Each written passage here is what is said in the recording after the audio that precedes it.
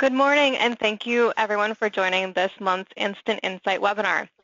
Today's webinar kicks off part 2 of our summer webinar series, focusing on all things data center. Today, Chad Frazier and David Lover will be speaking about the key role data networking plays in enabling the third platform. Just a few notes as we go through the presentation. All lines are on mute. If you have a question, you can type it in the chat box, and we'll try to get to as many questions as possible. Please note that we will be sending out a copy of today's recording. And with that said, Dave and Chad, I'll hand the line over to you. Thanks, Kelly. Glad to be back in the second part of this series. So I think today what we're going to present to you is not going to be your typical discussion around networking. We're not going to test you on, subnetting and defining, hosts and how many hosts and default gateways, that type of stuff. But this is really trying to tie together, where we are, a little bit about where we've been, the path along, and kind of what that looks like in the future. So with that said, I'd like to maybe do a quick revisit on a concept we had, from the last session around third platform, and I'm not going to go back. We're not going to go back through the, evolution and all that. But I think the important thing about this is a couple points I'd like to make.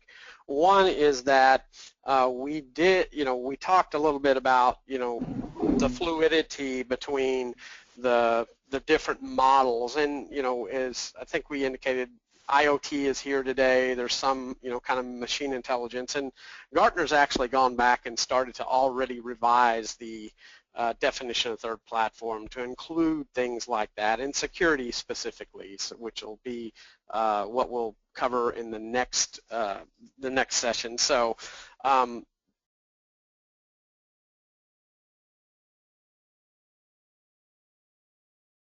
So spanning tree is kind of a living hell, dude. I mean, it's anyone who's ever been in, any kind of network environment. Spanning tree has some cool elements to it, right? The whole point is to eliminate loops, but the biggest problem with it is sometimes I want those loops, not as loops, but I want them as redundant links, and spanning tree just doesn't help with that aspect of it. And you almost have to look at how an Ethernet switch works to understand why loops are so deadly. When you have the nature of an Ethernet switch is a lot like a hub, right? Where a packet goes out and it has to get sent to multiple ports or the specific port.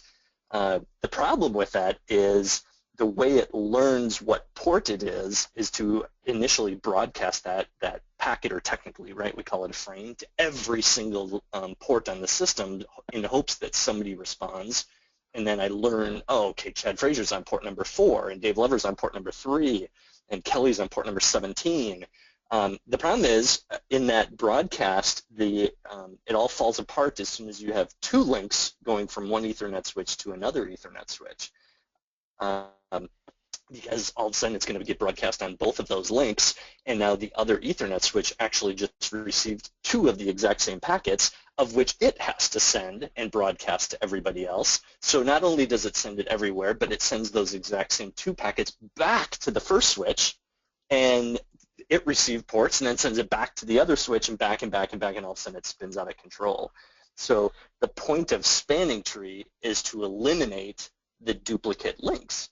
Well, and then the question is, well, how the heck do I get duplicate redundant links? And then there's technology after technology after technology that has been put in place to say, okay, well, let's do it this way or let's do it that way. But I don't know about you, but I have witnessed a broadcast storm, we call it, on an Ethernet switch, and it's the scariest, most gut-wrenching feeling in the world because you have no idea where to start in terms of troubleshooting it. Yeah, it's almost the self-inflicted denial of service attack, right? It is, and you walk into the switch room and every single light on every switch is lit up solid, and you just like, this is not good, and you literally just, it's impossible to know where to start because it's a wiring issue more than anything else. Sure. And so it's a living hell. So this is why I say, and I have yet to have anyone disagree with me, that I think everyone hates spanning tree. and the trick is we've got to find some other approach, but it is so core to the existing model of layer 2. So if you have an alternative for this, I think you will make a ton of people extremely happy.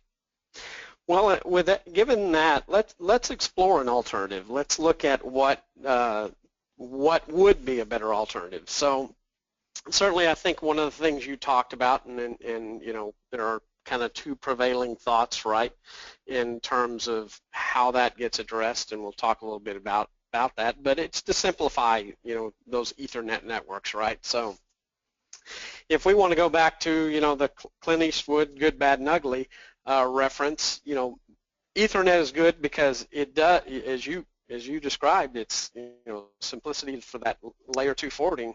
It's there, right? Now, certainly you have limitations around VLAN tagging, and gets to be particularly problematic once you get to virtualization. And then the ugly is STP, Spanning Tree Protocol, which you astutely pointed out. One of the what's interesting about that, though, Chad, is layer 2 is really fast, right? When you think of the speed of layer 2 versus layer 3, because, you know, layer 3 is higher up that OSI model that you talked about, which means, you know, in terms of the packet, you have to dive deeper into the packet, you know, shedding more and more of those outer layers to get, you know, we call that encapsulation, and you have to get deeper into the packet to finally get to layer 3. And so layer 3 is slower than layer 2. Now, granted, technology's gotten so we can do all of those things fast, but layer 3 is still not faster than layer 2, you know, given equal processing. Yeah, and that's a great point. And I think the other thing is, you know, layer 2 is kind of an autopilot, right? You plug stuff in, it starts doing the broadcasting, and it starts figuring out where all its neighbors are and how to get places. You don't have to go put in routing protocols. You don't have to go define routes of how do I get from here to there. So there's obviously a lot more administrative work, configuration around layer 3 deployment. So wanted to talk a little bit about, you know, what have been some alternatives. So MPLS is really probably the predominant layer 2 protocol / technology to kind of be implemented out in the marketplace to move away from the concept of layer 3. You know, it's label switching, right? So you're doing things, to your point, you're not having to kind of unwrap the gift, kind of like the Russian dolls, right, where you can't keep unwrapping till you get to what you want. It's really sped up some things, right, that you kind of have one hop through the network because you're not processing those frames and packets, in the case of layer 3, at each interface as you go through.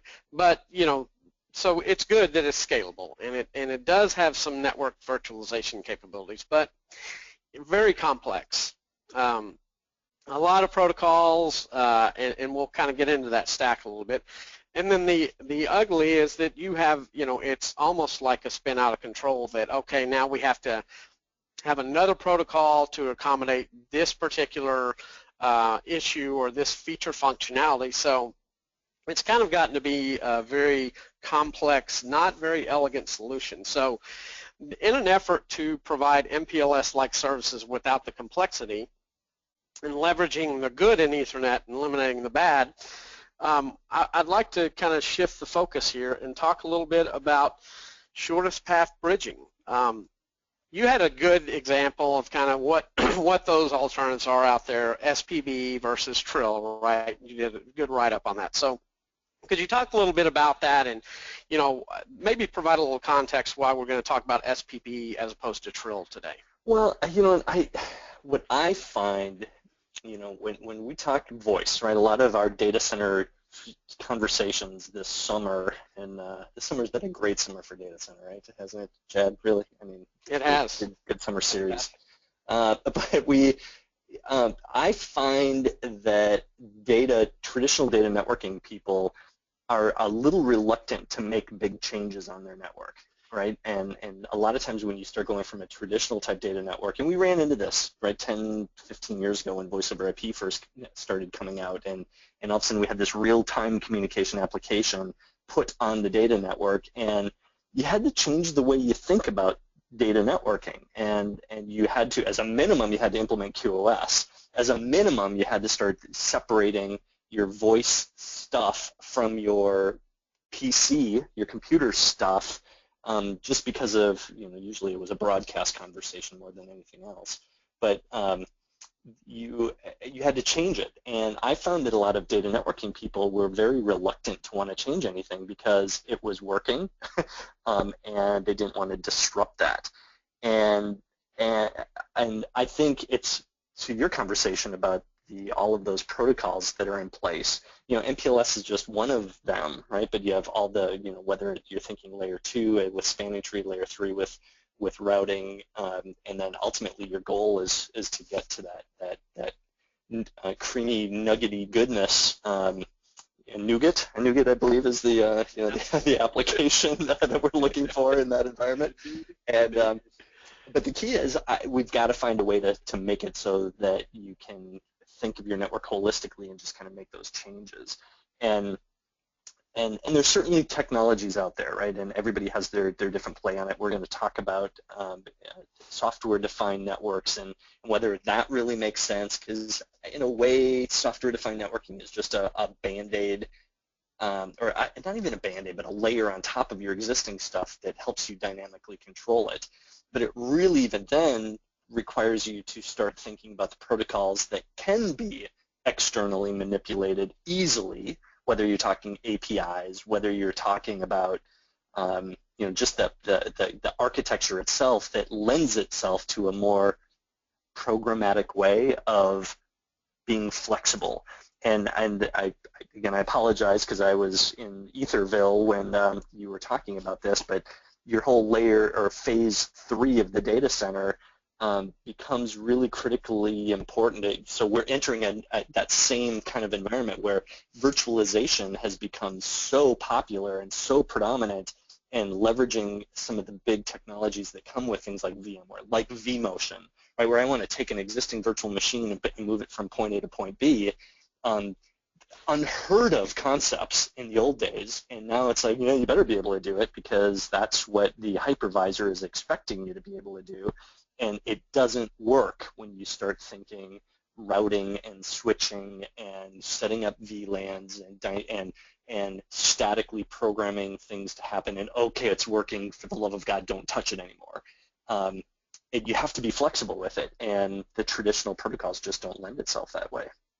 Yep, you're absolutely right. So if we're going to look, and we'll explore those. Not only SDN, but the NFV, the Network Function Virtualization, a little bit later, and how does that all tie together? So I think you really set the stage there.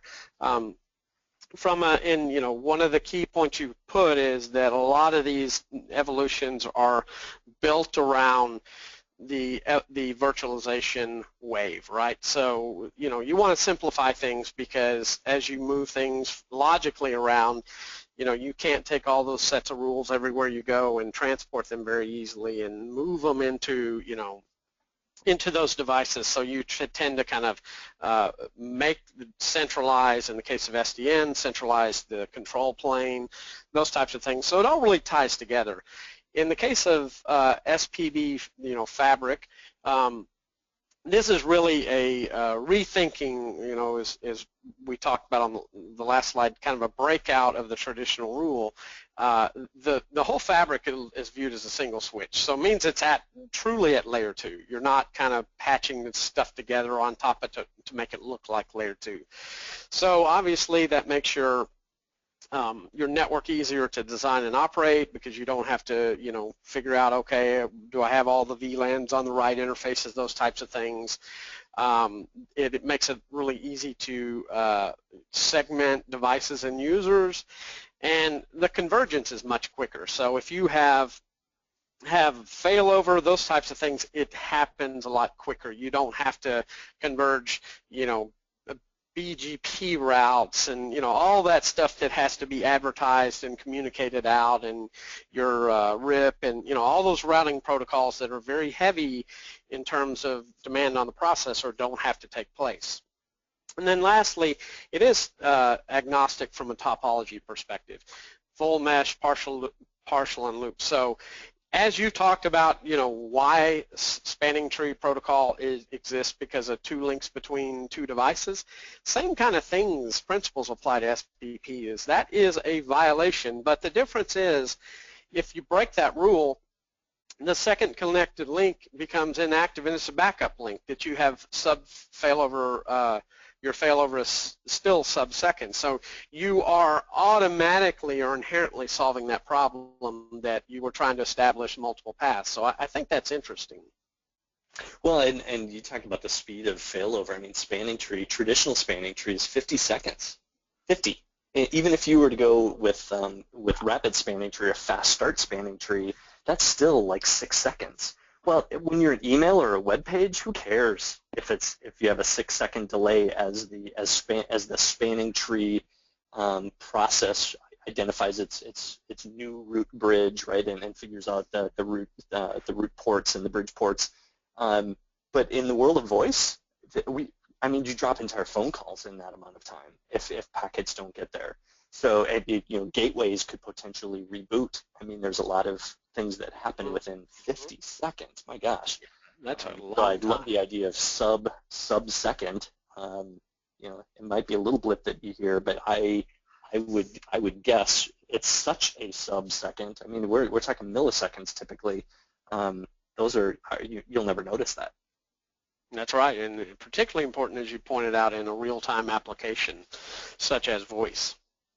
So, we've talked about the complexity, right? So I thought this next picture really kind of shows, and the title's kind of, tongue-in-cheek a bit, Rome wasn't built in a day, and neither was the network. So, as we talked about, if you look on the left side here, the protocol stack is very complex, right? And it starts and it grows over time because we didn't think of this. We have new applications. We have new need to do, like in the case of PIM, you want to multicast. You want to do one-to-many, many-to-many, those types of things, and those just kind of get stacked on top. So this gives you a really good feel for kind of how, built within the constructs of the OSI model, so it all works together and you can, change things and all that, but very complex. And, obviously when you have things go wrong, you have to coordinate a lot of things, whereas if you look at the picture on the right, where really you have Ethernet, and then at the top you have your operational, administrative, and maintenance tied in, everything in between is taken care of by SPB. It's a single protocol.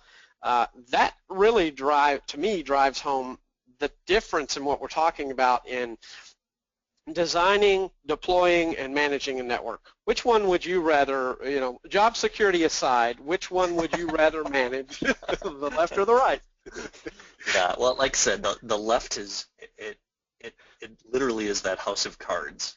So if Rome wasn't necessarily a house of cards, but you find yourself just being debilitatingly overwhelmed with the complexity, and you could say, well, that's what people's jobs are, and people's jobs are to make sure everything's running right and consistently running, so you don't have the GoToMeeting issues we had this morning, right? Somebody's not doing their job.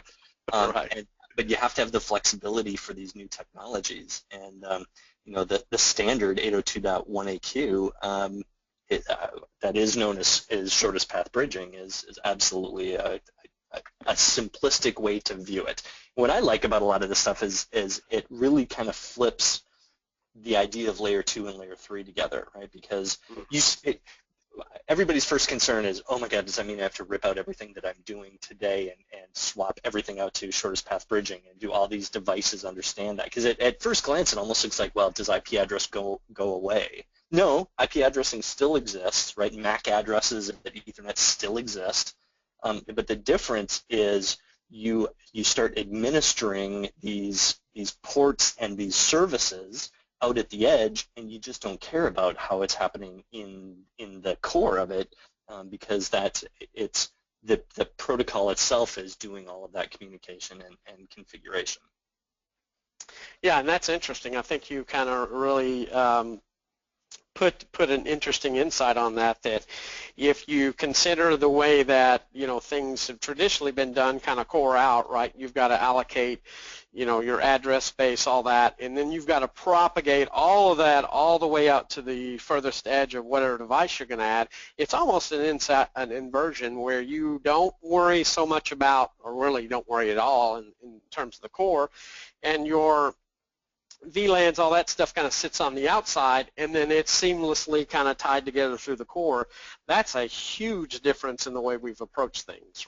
Yeah. Yeah, well, like you said, the core is usually, I mean, we think of the core as being the wide area network, the WAN, and WAN is always associated with layer 3. It's always associated with IP addresses and subnets, and that's where routing takes place. And so the core tends to route, and the edge tends to switch, using Ethernet. And this literally flips that around, where I'm doing layer 2 everywhere, and then it's only, I think of layer 3 at the edge, which is a kind of a mind-blowing concept, but it just keeps that consistency of doing things the way, thinking of it maybe the way we've done it before, where, okay, I still have like IP phones and PCs, and they get an IP address. The difference is once it hits the Ethernet switch, we kind of think of everything else from layer 2 then on and get it to where it needs to go. So I like that one slide that says, now for the first time we can think of the entire fabric as being an Ethernet switch, and that's just it's mind-blowing.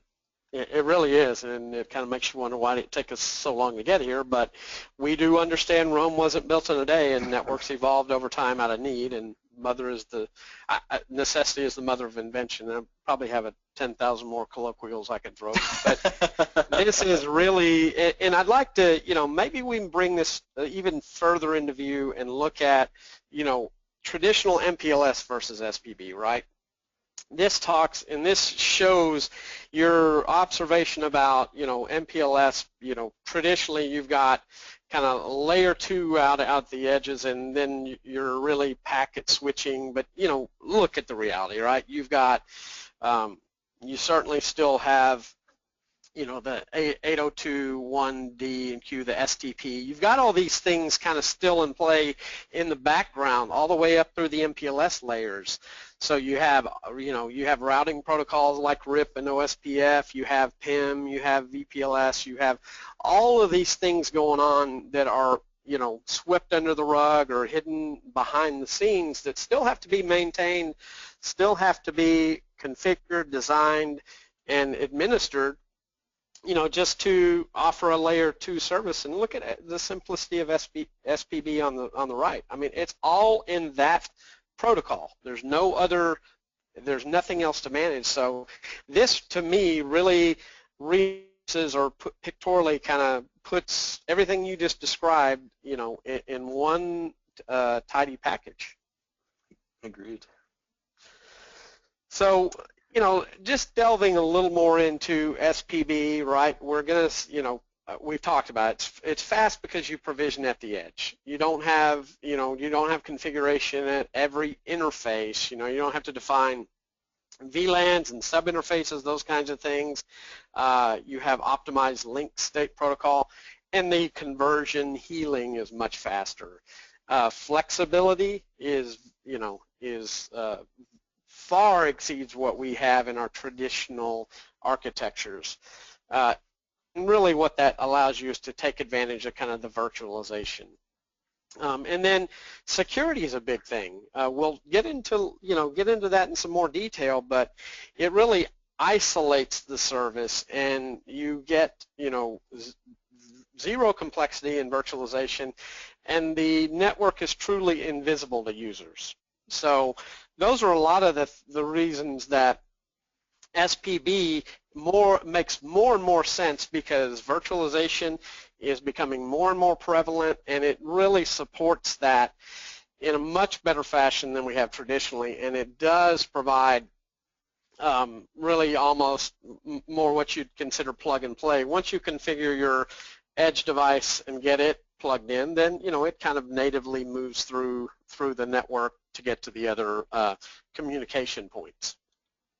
So if we look at the simplicity, this picture says a lot. You look at the left is the status quo, right is Fabric Connect. If you're going to consider all of these devices that are that are connected, and each of them has an interface, and each of them you're going to have, sub-interfaces, VLANs, routing protocols, route advertisements, all those things to kind of keep it in sync. That's a lot of care and feeding. On the right, you've got an automated core, which is zero touch. I mean, you can't beat it in terms of simplicity. So when I think of some of the edge only, comment you made of that the core is invisible to the user, to the edge, because again, it's kind of, you don't see all the intricacies of you don't see router hops, you don't see a lot of that stuff. That has to be a big security play, right? Because one of the first things you do as a hacker, not that I would know, I don't play the role of a hacker anywhere, but you start investigating and you find out where are the things, what's going on, and once you can identify core pieces, then you can understand the underlying architecture. And again, that's kind of step one, is to figure out what's there and how things are set up so you can identify vulnerabilities. How can we dive a little deeper into that security conversation with this? Would love to. I think your point, your first point is that you're not exposing all of this out to the outside world. So you really eliminate vulnerabilities to a large extent because the fabric is invisible. So there's not, hop by hop routing, so they can't probe and say, let's go out and put a port scanner on it, see who responds. I mean, you know the story. You're going to put your port scanner on. You're going to scan a subnet. You may have 99 of the interfaces locked down. One of them you forgot, and it makes itself known to the outside world, and that provides the bad guys an avenue in. Then they can start pounding on it, and they get in, and once they're into your network, then they have the same paths available to them that they would, that anything flowing through your network would.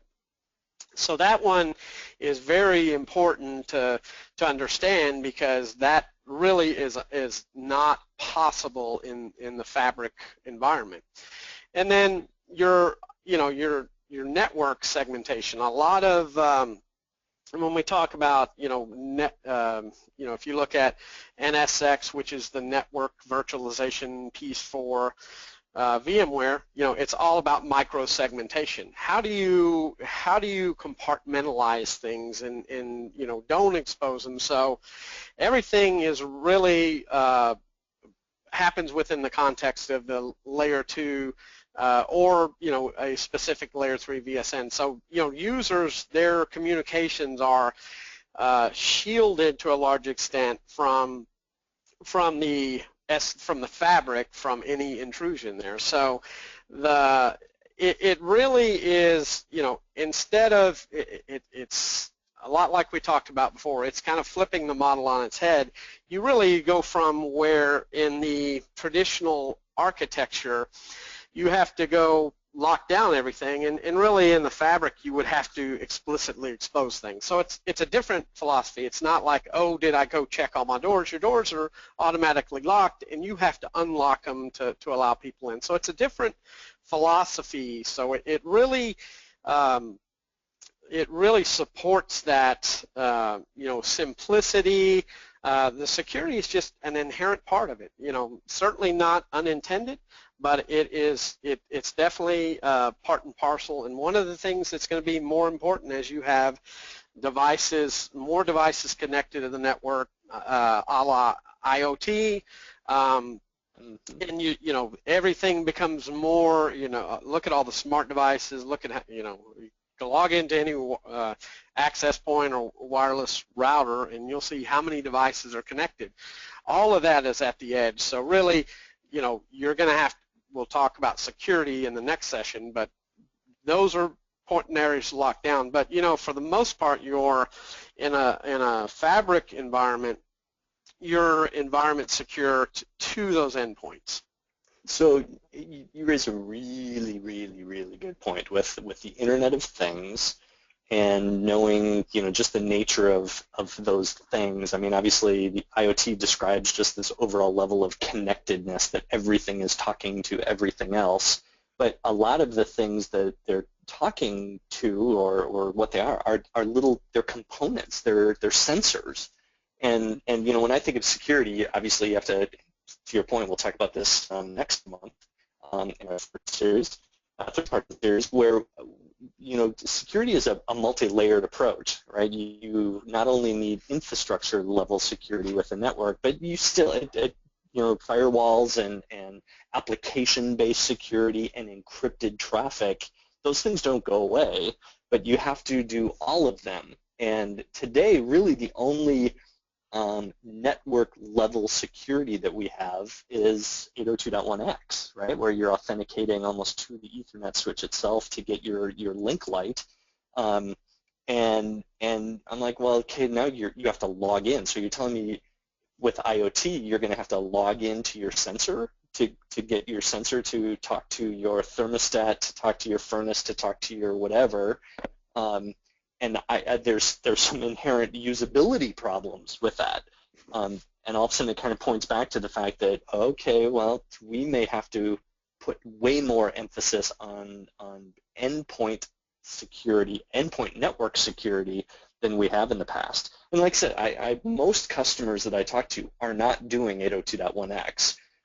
Some of the high, the big, maybe financial firms are looking at it and, locking down individual ports. Ethernet ports on the switch, but the vast majority of them aren't, and it usually comes down to the complexity associated with it, whether it's certificate-based or whatever, and people are like, let's go rely on application-based security, and you find out very quickly that you need all of it, right? Yeah, you're absolutely right, and I've read, I'm not going to call them horror stories, but real-life examples of Internet of Things in action where somebody goes out and they say, hey, look how cool this is, and within, 7 milliseconds somebody's hacked into it because they didn't change their default password, right? It's admin, whatever, right? Those kinds of things, to your Yes. point, locking down that endpoint is the more and more the focus, and this is a good thing because as you batten down the hatches and start to really secure the network infrastructure core all the way out to where the endpoint connects, then those are areas you don't have to worry about. So you can dedicate more focus to locking down the endpoint because, let's be honest, if you have, it can be very overwhelming, from a security standpoint of all the potential vulnerable spots, and if we can take a lot of those out of play and improve performance, decrease complexity, increase simplicity, drive easier management administration, I mean, what's the downside, right? We live in a very complex world, and whenever we can simplify that, we should do it. So this is really, it's a very pointed conversation, but it is relevant to really where everything's going, and our discussion along kind of the third platform as a driver.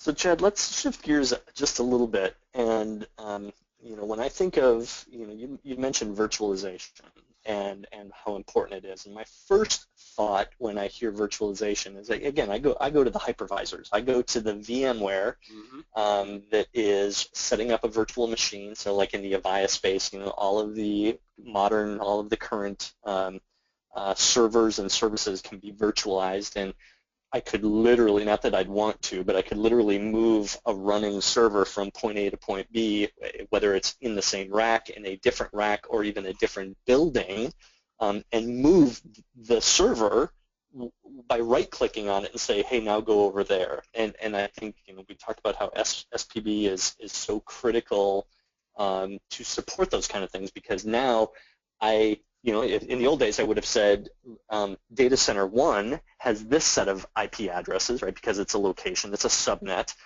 Data center 2 is across the country, it's on a different subnet. Well, how am I going to move a virtual machine from data center 1 to data center 2 if they're different IP addresses, because I'll have to re-IP address the server, and you can see where, well, vMotion's not going to work. That's not going to do anything. And so SPB is one of those things that says, okay, by the way, that same exact subnet now exists over on port number 38 in data center 2. So again, I think I get the concept of how that works from a virtualization of the virtual machine, but when you talk data networking, there's the whole topic of virtualizing the Ethernet switches, and that's it's kind of mind-blowing to me, and it's really I have found it hard to wrap my head around, because then I hear terms like you know, SDN, software-defined networking, and I hear these terms of NFV and all the, you know, the network virtualization stuff, and now all of a sudden I'm trying to, like, okay, what are the what's what, and are they relevant to the traditional virtualization that I think of with VMware, and are they relevant with shortest path bridging? Well, that's a great question, Dave, and I think that, you know, in a lot of people's minds, they see these as all alternatives to one another, right? I mean, certainly SPB is part of the SDN strategy, right? It's a piece of it. The NFV, the Network Function Virtualization you talked about, is the virtualization of network, along what we've done with compute and really what we talked about in the last session, and NSX being kind of the, you know, probably the flagship product out there in the market that VMware hangs their hat on. So maybe if we talk a little bit about SDN and NFV, what are they, and compare and contrast, because it's all complementary and they all kind of play together in the same sandbox, so to speak, but they're different and have different objectives and different capabilities. So I like to think of SDN as, you know, I'm an old, ultimately at heart, I grew up in central offices and all that, and, you know, the out-of-band signaling, the common channel signaling, right? You remember SS7 and, you know, even PRI, that kind of stuff, right? Right, So the D channel, yeah. It's analogous in some respect to that, but SDN breaks apart the control and the data. So the payload is going to go down a different path than the control packets. And the reason that we do that is so that, you know, we're simplifying, again, the control and programmability of the network. So if all of the if all of the devices that are out there doing the physical switching or routing of the data through the network take centralized instructions, then, you know, it gives you some additional capabilities, because when you pair orchestration with that, and this is really where SPB comes in, right? Once you pair orchestration with that, you can dynamically react, or in some cases be proactive in changing conditions in the network. You know, whereas used to we depended on calculations made of, you know, what is the, you know, the OSPF, or all those kinds of things where we had to manually calculate and say, well, what is the weight or the cost of getting this piece of information, this packet, from this point A to point B, and that changes all the time. Well, that loads you down from a processing perspective. So really, this centralization that SDN does, and primarily in campuses and data center and cloud, is really kind of moving the needle along to say, give us additional capabilities. OpenFlow, I think you've heard that protocol. That's prevalent in SDN, and this is really the goal of SDN. Is not it's to enable orchestration, enable simplicity, but really is starting to break apart the structure of how we do things to give you additional capabilities. Now, to your point earlier, NFV is different. It's virtualization, so it's taking it where you see the applications for SDN more around cloud orchestration and networking. You know, you're talking about routing, firewall, gateway, content delivery, WAN accelerators. All of those things are network elements. You know, we've certainly gone beyond routing and switching, but it's virtualizing those so that you can take advantage of resiliency, redundancy, all those types of things, and putting that feature functionality where it's best used. So instead of backhauling and connecting a lot of different devices via, IP bandwidth to a firewall, that firewall functionality can live where it needs to be, so you reduce your bandwidth consumption, the time to get through, it is a much more efficient model. So, and it's an Etsy, it's in an Etsy working group, so, certainly well on its way to being established as a, as a ratified kind of de facto course forward. So, putting SPB with SDN and NFV gives you kind of the holistic view of it. Does that help kind of frame up the context? Yeah, so when I think of SDN, really SDN is a controller. Let's call it a box, let's call it a server, and it is dynamically changing the configuration of existing Ethernet switches, routers, firewalls, maybe changing VLANs.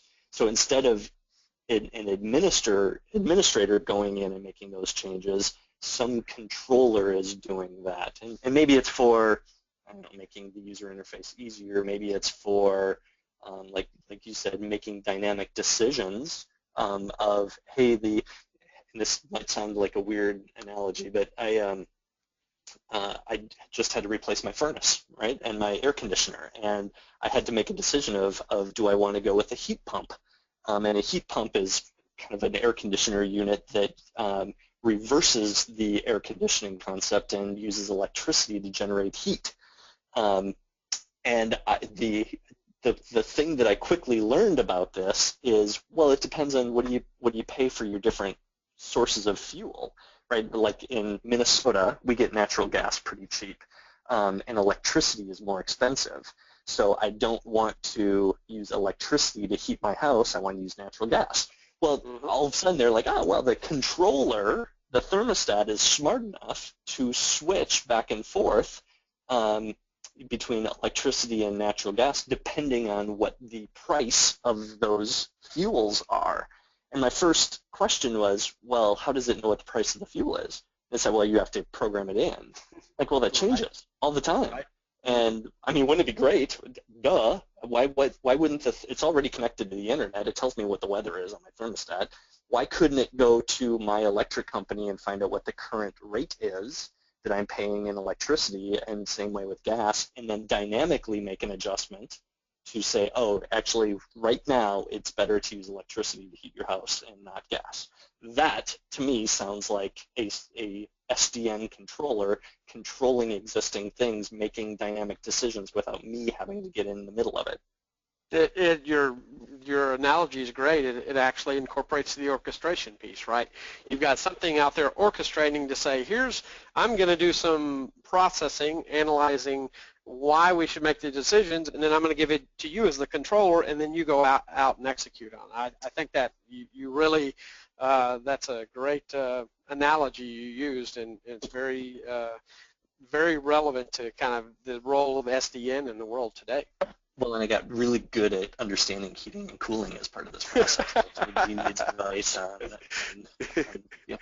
cubic feet per minute. And I'm a geek, Chad. When I go geek, I geek out on anything, even if it's heating and cooling. But I think maybe more relevant to us in the communication world, even System Manager, right? The Avaya or a System Manager has an API exposed to it that allows you to programmatically, externally programmatically, change SIP routes, so like think of your call routing and your ARS, right? Well, in System Manager, I can program my session managers to make decisions about, okay, well, when do I want to use this SIP trunk? When do I want to use that SIP trunk? And generally, it's static. But because Avaya's exposed that API, I could have some other orchestration component make decisions about, oh, hey, based on what's going on right now, for whatever reason, I'm going to programmatically change your route patterns to something different. That is cool as hell, right? That's, it really is. Pretty awesome. So again, maybe we talk about, okay, SDN is this controller. NFV is really taking my existing stuff like switches, routers, firewalls, and instead of buying them as a box with a whole bunch of ports on them, I could almost buy it as a server, like an off-the-shelf server, or in VMware, and start virtualizing those things. Again, I think there's an obvious connection to shortest path bridging, right, because of the dynamic nature of that. Am I thinking that right? Or, I mean, do these three components really fit well together? Yeah, they do. In fact, you know, if you want to look at a Venn diagram here, you'll see how kind of there's overlap, right, between the roles, and certainly shortest path bridging, you know, if you want to look at it as a simplification of the role that from two angles really, it makes SDN's job and the orchestration piece easier because you don't have as many touch points to manage and all that stuff, and you do kind of have that open loop back from a orchestration piece. So that really spurs some kind of innovation where you can start to look at and bring in some third-party applications and stuff, and you know, you have a lot more latitude in terms of how you bring them in, because you are going more to kind of common servers and switches and white box stuff instead of having specific appliances and all that. So it fits very nicely together in this relationship with SDN and NFV. So the big question is, who's doing it? Are we seeing customers that start out in a traditional, you know, layer 2, layer 3 subnetting and, you know, environment? We are absolutely, and you know, I'm going to give very little treatment here because this is the same theme we talked about before and after. And I've got an example, a couple of drawings here that I'm going to show. But, you know, before it's complex, you got multiple protocols. You know, you've got, and I can say just from a BGP perspective, if you have 2 data centers up and you're running multiple service provider carriers in there, and you have to advertise BGP routes out all over the place, you have another carrier connecting the 2 data centers directly together, so you have routes out to the internet, you have routes between devices and all that. It gets to be very complex, very cumbersome, very fast, and you know, not an efficient use of resources. You have ports and links and bandwidth that sits there waiting for something in case something bad happens. Your recovery, your convergence times are very long, very slow. And then you go to a Fabric Connect SPB configuration architecture, then you're back to one protocol, and that fabric is one single switch out to where you connect in. So moves, adds, and change, your endpoints, you put them on. You don't have to say, okay, I'm going to put that on. Oh, that's on a different VLAN here. Let me make sure we have this VLAN configured on all the interfaces in this each hop all the way through. Load balancing, and again, the recovery is sub-second. So it's really a night and day example. So with one of our customers, want to show you their traditional architecture where you have data center 1 and 2, you have you know, cloud, 2 different clouds kind of connecting it out, and you have them connecting through to different servers, devices in the data center. You have them out to the main office, DR sites and all that.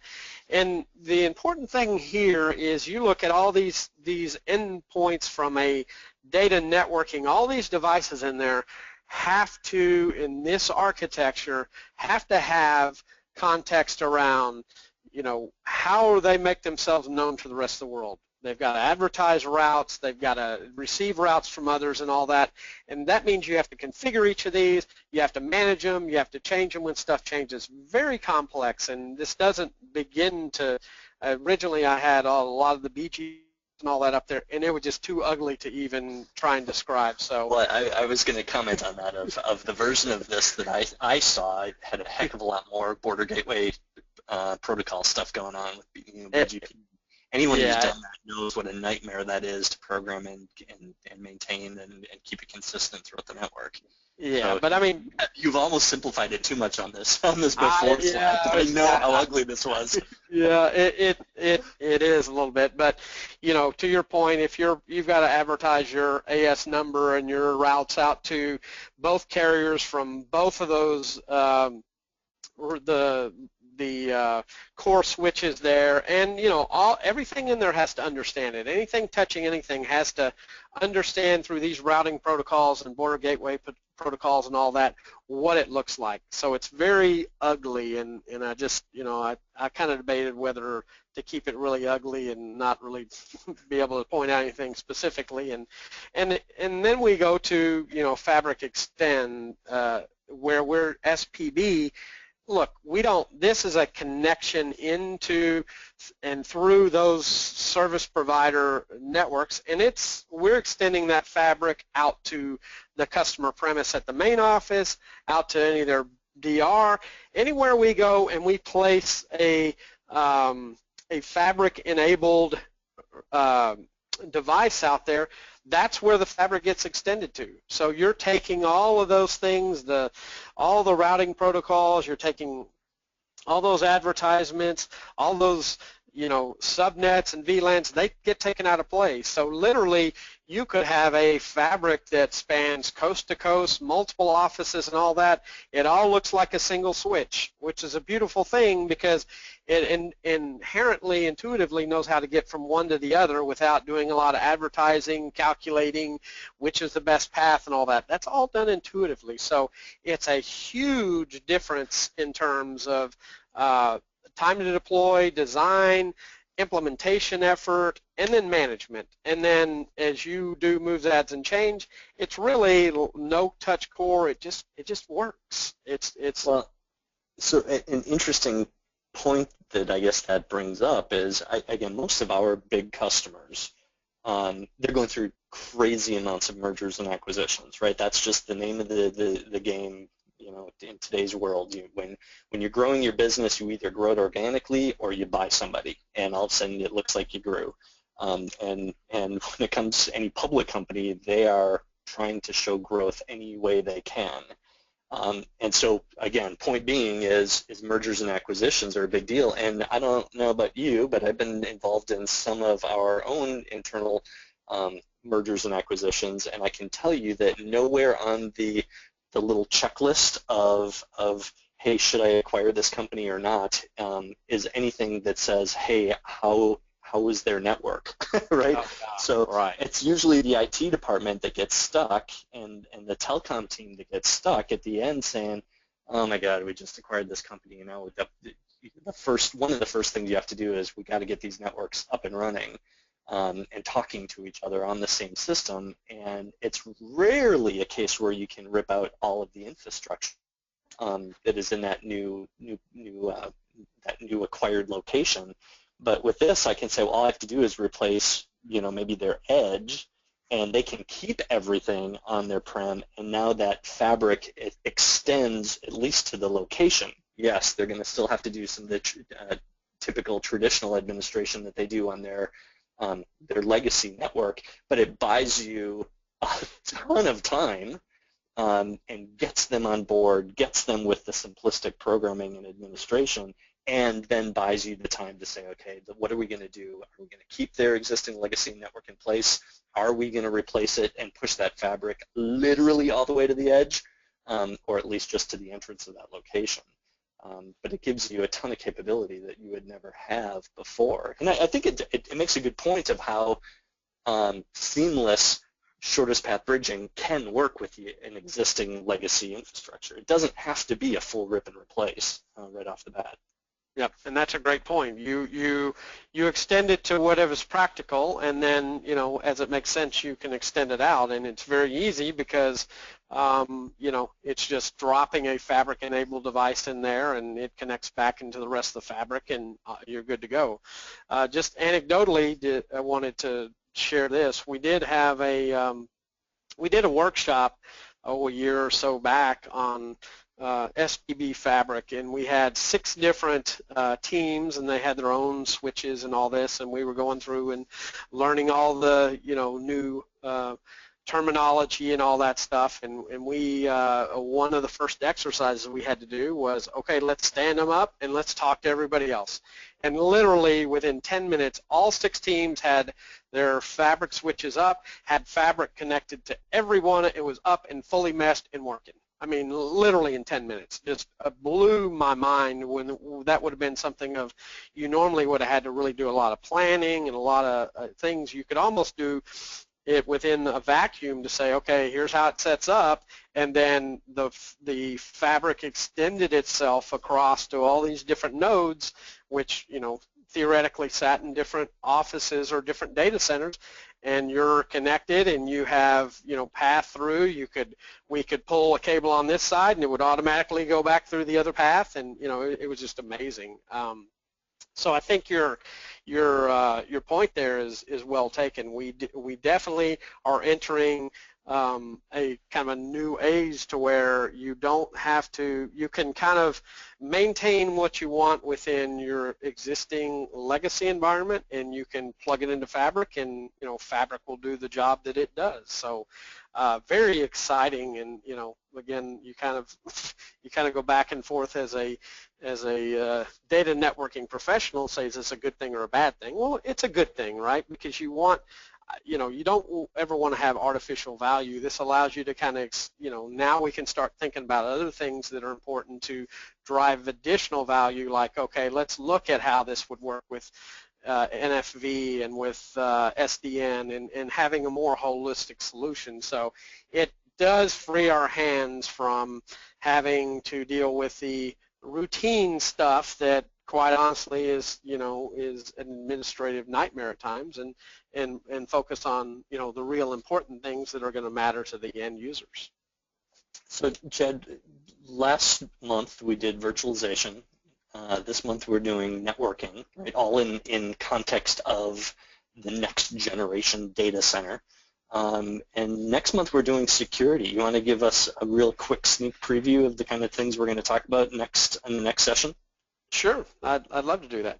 So, you know, next session, I think a lot of, and we touched a little bit on that in our conversation, but security is a broad topic, right? I mean, I think in most people's minds, you know, they think of security being, okay, it's a firewall, it's, you know, it's going to be all about, you know, keeping bad guys out, and, you know, and kind of protecting data, but it's not just intrusion detection, intrusion prevention. There's unified threat management, there's, you know, kind of behavioral analysis. There's a whole host of different ways that that security is provided, you know, in an IT environment today, which is, you know, let's face it, voice is still the killer app in an IT environment, right? It's largely just moved to kind of that application status, so that's kind of how we want to address it. And then, you know, we'll talk about, as we get out from, you know, kind of what you do in the core, what's important, you know, you can do, you know, web filtering, application control, all these kind of neat things, and there's a host of different suppliers or OEMs out there that do some really cool stuff, you know, all the way out to the endpoints. And, you know, IoT is going to be more and more important. You know, how do you protect those endpoints? How do you really manage that holistically? So it'll be a really interesting, I think, insight into kind of security. You know, something that I would say, security, you could ask 10 different people what it means, and they're going to give you 10 different definitions, and they're all right?